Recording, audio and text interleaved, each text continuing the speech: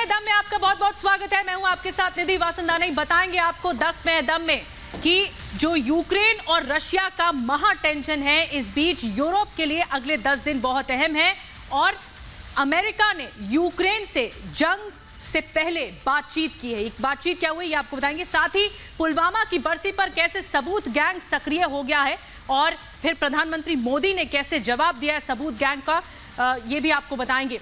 इस बीच मैं आपको बता दूं, मेरे सहयोगी जुड़ रहे हैं सीधे ग्राउंड से, विवेक शांडले, उनके पास चलते हैं। 10वें दम में आगे क्या खबरें होंगी विवेक हम तक पहुंचाएंगे। जी विवेक।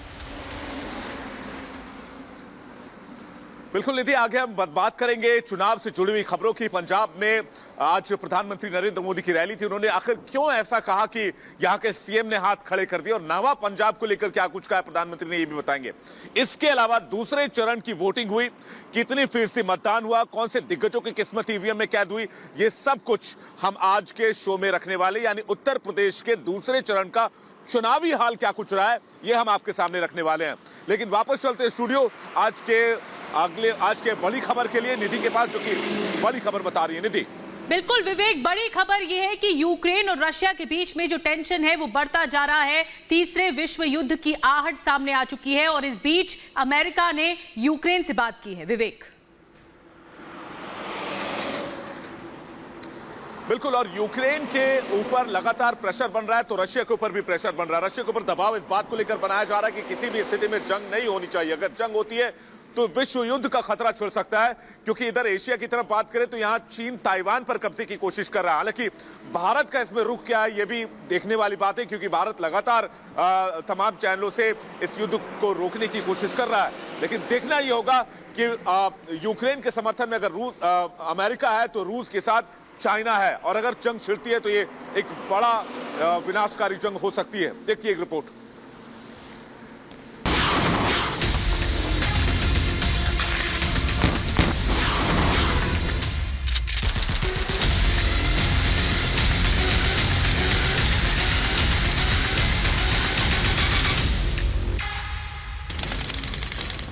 ये तस्वीरें एक महायुद्ध की दस्तक दे रही हैं। तीसरे विश्व युद्ध के बढ़ते खतरे को इन तस्वीरों से समझा जा सकता है। यूक्रेन और रूस के बीच जंग के हालात बन गए हैं। दोनों ही देशों की तरफ से हजारों की तादाद में सैनिक सीमा पर जमा हैं। यूक्रेन रूस के साथ बातचीत चाहता है, लेकिन रूस इसके लिए तैयार नहीं होता दिख रहा। माना जा रहा है कि अगले 10 दिन बेहद अहम है।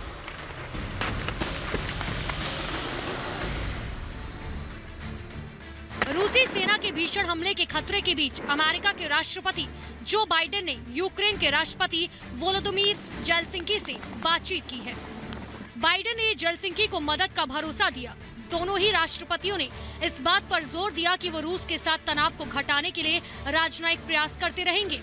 अमेरिका ने कहा कि यूक्रेन के खिलाफ रूस की किसी भी आक्रामक कार्रवाई का अमेरिका अपने सहयोगी देशों के साथ मिलकर करारा जवाब देगा। अमेरिका और यूक्रेन के राष्ट्रपतियों की बातचीत बाइडेन और पुतिन की टेलीफोन वार्ता के एक दिन बाद होती है। बाइडेन और पुतिन की बातचीत किसी पुख्ता नतीजे पर नहीं पहुंची।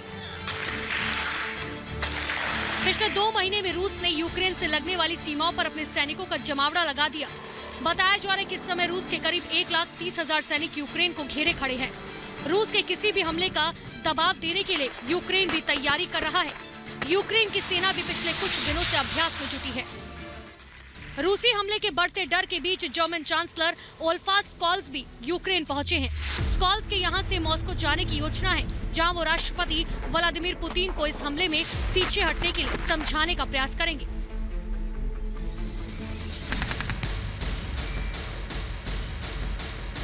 Bureau report, Republic Bharat. Pulwama हमले की बरसी एक बार फिर से करीब है, लेकिन देश ये दर्द आज भी महसूस कर रहा है। लेकिन इस दर्द पर सियासत हो रही है। क्या है बड़ी खबर, चलते हैं निधि के पास। निधि। बिल्कुल विवेक, 14 फरवरी की ये तारीख कोई नहीं भूल सकता। 2019 साल कोई नहीं भूल सकता, जब हमारे 40 जवानों की शहादत सामने आई थी पुलवामा में। लेकिन जो सबूत गैंग है वो लगातार इस पर भी सियासत कर रहा है, राजनीति कर रहा है। सबूत गैंग ने एक बार फिर से सवाल उठा दिए हैं और इस बार नंबर आया तेलंगाना के सीएम केसीआर का, और उन्होंने सवाल खड़े करते हुए कहा है कि मुझे भी सबूत चाहिए। मुझे भी सबूत चाहिए सर्जिकल स्ट्राइक को लेकर, बताएं कि आखिर सर्जिकल स्ट्राइक हुई थी या नहीं हुई थी। सीधे सीधे सवाल खड़े किए हैं, लेकिन प्रधानमंत्री मोदी ने भी करारा जवाब दिया है। सुनिए जरा।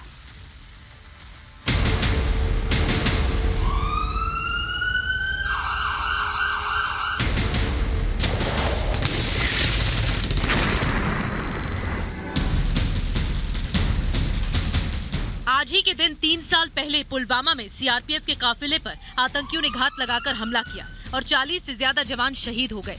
भारत ने भी जवाबी कार्रवाई की। वायुसेना ने बालाकोट में घुसकर आतंकी ठिकानों को नेस्तनाबूद कर दिया और सैकड़ों आतंकियों को हमेशा के लिए मौत की नींद सुला दिया।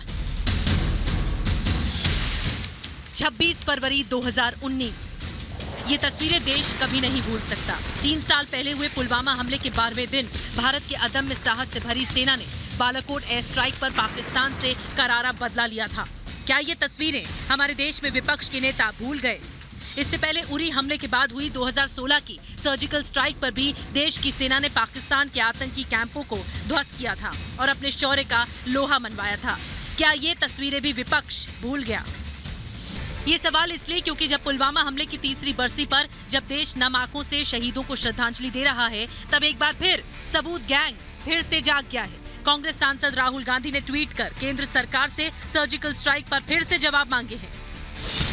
ट्वीट कर राहुल गांधी ने लिखा, पुलवामा के शहीदों को हम कभी नहीं भुला सकते। उनका और उनके परिवारों का बलिदान बेकार नहीं जाएगा। हम जवाब लेके रहेंगे। केंद्र सरकार से एक बार फिर सर्जिकल स्ट्राइक पर सबूत मांगे जा रहे हैं और इस बार राहुल के समर्थन में तेलंगाना के मुख्यमंत्री के चंद्रशेखर राव भी आ गए हैं। बीजेपी पर झूठे प्रचार का आरोप लगाते हुए चंद्रशेखर राव ने कहा कि राहुल ने सर्जिकल स्ट्राइक पर जवाब मांगकर कुछ भी गलत नहीं किया। There is nothing wrong with Mr. Rahul Gandhi on asking for the proof of surgical strike. What was wrong? Even now I am asking. Come on, let the government of India show. एक राज्य के CM ने सेना की surgical strike पर सवाल उठाए तो दूसरे राज्य के सीएम ने पलटवार किया। असम के सीएम हेमंता बिस्वा ने कहा कि 40 जवानों की शहादत का मजाक शर्मनाक है और केसीआर गैर जिम्मेदाराना है। भारत ने पाकिस्तान में सर्जिकल स्ट्राइक किया। राहुल गांधी क्या बोला? भाई प्रूफ दो, प्रमाण दो। मेरा आर्मी से आपका प्रूफ मानने का आपको क्या अधिकार है? मेरा अगर आर्मी बोल दिया कि हमने पाकिस्तान में बम फुटाया तो फुटाया, उसमें क्या डिस्प्यूट है? उसमें दोबारा क्या बोलने का है? क्या आपका बिपिन रावत पर विश्वास नहीं है? पीएम मोदी ने भी पंजाब के जालंधर में जनसभा को संबोधित करने के दौरान सबूत गैंग पर तीखे प्रहार किए। ये वही लोग हैं जो सर्जिकल स्ट्राइक पर सेना से सबूत मांग रहे थे, पाकिस्तान के सुर में सुर मिला रहे थे, हमारे सैनिकों की शहादत पर सवाल उठाते हैं। ऐसे लोगों की नीयत कटघरे में है, उनकी मनसा पर सवाल है। सर्जिकल स्ट्राइक पर सबूत मांगकर शहीदों का अपमान करने वाली राजनीतिक पार्टियों को शहीद परिवार से भी जवाब मिल रहा है। पुलवामा हमले में शहीद हुए हेड कांस्टेबल नसीर अहमद की पत्नी शाजिया ने अपील की है कि शहीदों की शहादत और सर्जिकल स्ट्राइक पर सवाल उठाना गलत है। जब उनका दिन आता है, हमें तो ऐसे भी हमें हमारे दिल में उनकी यादें हैं, वो नहीं जाएंगी। हमें दुख है और गर्व भी है। मतलब आप मानते कि सवाल नहीं होना चाहिए, आपने तो अपने खोए। हाँ जी, वो तो सवाल नहीं होना चाहिए। सेना से लेकर शहीद परिवार तक सबूत गैंग पर सवाल उठा रहे हैं, लेकिन तुष्टीकरण की राजनीति से विवश राजनेता आज भी शहीदों का अपमान करने से चूकते नहीं हैं। Bureau report, Republic Bharat. और अब बात चुनावों की कर लेते हैं। पंजाब में 20 फरवरी को चुनाव है और उनसे पहले प्रधानमंत्री नरेंद्र मोदी आज पंजाब पहुंचे। पगड़ी पहने हुए थे, एक अलग अंदाज में विवेक दिखाई दिए और सुरक्षा में सेंध मामले के बाद ये पहली रैली थी पंजाब में। विवेक। बिल्कुल, पंजाब में जब प्रधानमंत्री नरेंद्र मोदी थे तो सबको याद होगा कि किस तरह की घटनाएं सामने आई थी और इसी लेकर एक बार फिर से उन्होंने पंजाब के सीएम और पंजाब पुलिस पर सवाल खड़े किए और क्या कुछ कहा, कैसे एनडीए की सरकार बनने का दावा किया। आइए देखते हैं। भारत माता की बोले सोनिहाल, बोले सोनिहाल। नया भारत तब बनेगा जब इस दशक में नवा पंजाब बनेगा। पंजाब भी डबल ताकत से आगे बढ़ेगा। मोदी जी को सत श्री अकाल। प्रधानमंत्री नरेंद्र मोदी जब जालंधर में रैली करने पहुंचे तो उनकी वेशभूषा से ही पंजाबियत झलक रही थी। बोले सो निहाल। प्रधानमंत्री मोदी के सर पर पगड़ी थी और जुबान पर जोरदार प्रहार। साथियों, डबल पंजाब की धरती से उन्होंने नवा पंजाब का मंत्र दिया। 20 फरवरी को पंजाब में चुनाव है, उससे पहले पीएम मोदी ने जालंधर में बड़ी चुनावी रैली को संबोधित किया। उन्होंने पंजाब की जनता से नए पंजाब का वादा किया और विरोधियों को ये संदेश देने की कोशिश की कि नया पंजाब एनडीए के साथ है। नया भारत तब बनेगा जब इस दशक में नवा पंजाब बनेगा। नवा पंजाब जिसमें विरासत भी होगी, विकास भी होगा। अब पंजाब में एनडीए सरकार बनने जा रही। नवा पंजाब जहां भ्रष्टाचार और माफियाओं के लिए जगह नहीं होगी, कानून का ही राज होगा। इसलिए पंजाब का नया नारा है, नवा पंजाब भाजपा दे नाल। प्रधानमंत्री ने लोगों के सामने नए पंजाब की तस्वीर पेश की और पंजाब का विकास किस तरह होगा इसका रोड मैप भी बता दिया। पीएम ने पंजाब की जनता को डबल इंजन की सरकार का नारा दिया। ये नई टीम विकास के डबल इंजन की है। जब एक इंजन सेंटर का हो और दूसरा इंजन सूबे का लगेगा, जब दोनों इंजन पूरे 5 साल चलेंगे तो पंजाब भी डबल ताकत से आगे बढ़ेगा। पंजाब के पूर्व मुख्यमंत्री कैप्टन अमरिंदर सिंह भी प्रधानमंत्री मोदी के साथ रैली में मौजूद थे। प्रधानमंत्री नरेंद्र मोदी ने कैप्टन अमरिंदर के बहाने गांधी परिवार और कांग्रेस पार्टी पर तीखा हमला बोला। यहां कांग्रेस के नेता आकर के कहते थे कि कैप्टन साहब हमारी नहीं सुनते थे। भारत सरकार और कैप्टन साहब की सरकार मिलकर के पंजाब को आगे बढ़ाना चाहती थी, ये रोड़े अटकाते थे। ये भारत सरकार का दायित्व है। हमने प्रयास किया, लेकिन कोई परिवार रिमोट कंट्रोल से सरकारें चलाए, संविधान की परवाह न करे, तब तो देश में तनाव ही पैदा होगा और यही काम ये परिवार कर रहा है। पीएम मोदी पंजाब में सुरक्षा सेंध के बाद पहली बार रैली करने के लिए जालंधर में थे। उन्होंने फिर सुरक्षा सेंध के मुद्दे को उठाया और सीधे राहुल गांधी पर। लेकिन इसके साथ ही आज उत्तर प्रदेश में दूसरे चरण का चुनाव संपन्न कराया गया। इसके अलावा उत्तराखंड और गोवा में भी वोट डाले गए। उत्तर प्रदेश में दूसरे चरण का मतदान कैसा रहा, किन प्रत्याशियों की किस्मत ईवीएम में कैद हुई है, चलते हैं निधि के पास। निधि। बिल्कुल विवेक, उत्तर प्रदेश बड़ा सूबा है और यहाँ पर चुनाव मायने रखते हैं। इस वजह से ये वाइल्ड वेस्टर्न कहा जाता है, जहां पर आज वोट डाले गए। उत्तराखंड की 70 सीटों और गोवा की 40 सीटों पर भी आज वोट डाले गए। देखिए जरा।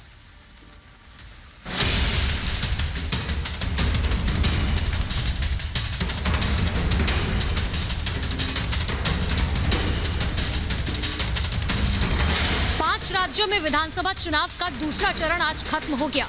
आज यूपी में दूसरे चरण का मतदान हुआ। इसके साथ ही उत्तराखंड और गोवा की सभी सीटों के लिए वोटिंग हुई। सुबह से लोग बड़ी संख्या में लोकतंत्र के उत्सव में भाग लेने के लिए पोलिंग बूथ में पहुंचने लगे।